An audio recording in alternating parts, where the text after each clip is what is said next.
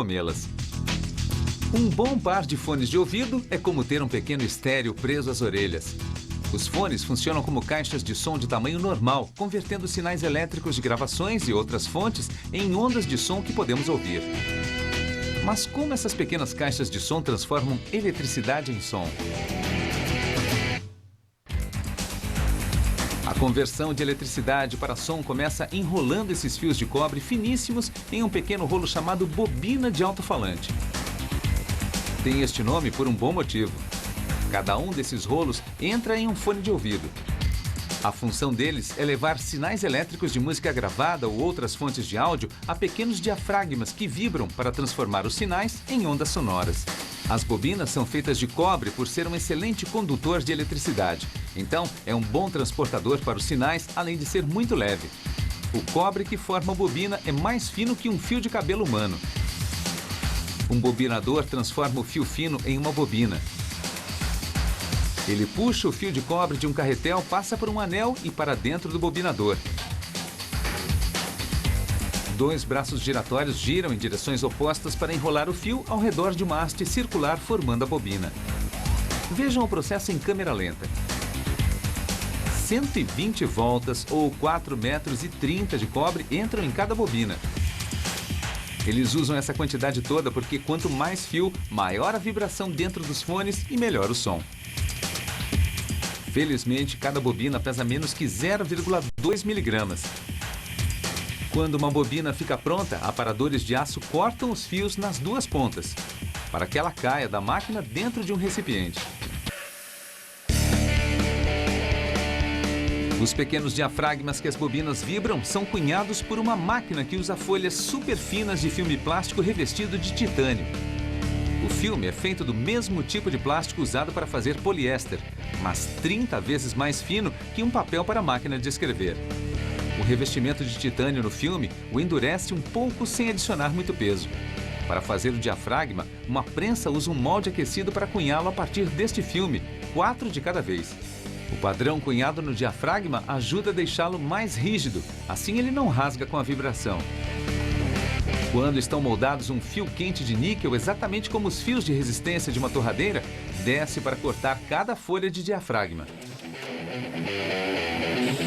Um furador de papel industrial corta cada diafragma da folha. São usados 2 diafragmas para cada par de fones, um para cada lado.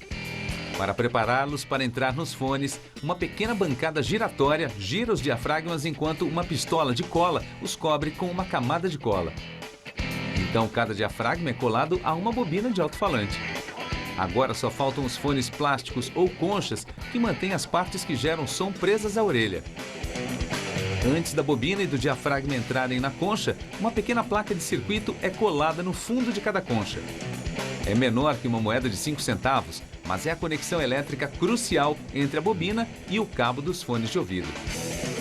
Depois que o circuito está posicionado, pequenos ímãs desmagnetizados são montados em pequenos estojos para que possam ser colados dentro de cada concha. Eles não são magnetizados agora para evitar que atraiam pedacinhos de metal que poderiam distorcer o som. Eles serão magnetizados depois para puxar e empurrar a bobina e o diafragma para ajudar a formar correntes de ar dentro das conchas que se tornam ondas sonoras. Quando os ímãs entram nas conchas, uma prensa força com 1 kg de pressão para manter os ímãs no lugar enquanto a cola seca.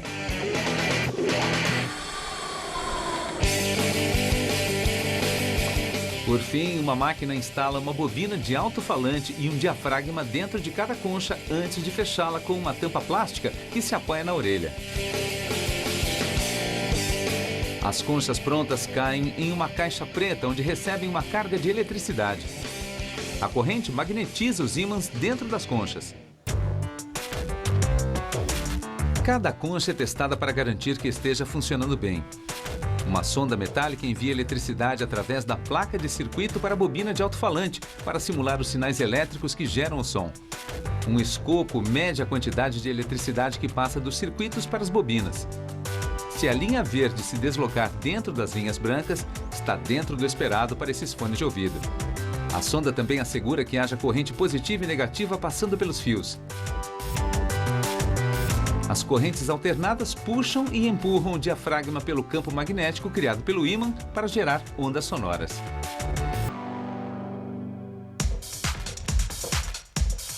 Se os fones de ouvido passarem no teste, fios dos cabos dos fones são soldados na placa de circuito. O cabo leva os sinais elétricos do seu estéreo ou MP3 para os fones de ouvido. Uma vez ligadas, as conchas são montadas na armação dos fones, que se encaixam em torno da cabeça. Uma espuma é adicionada em cada concha e estes fones estão prontos para tocar.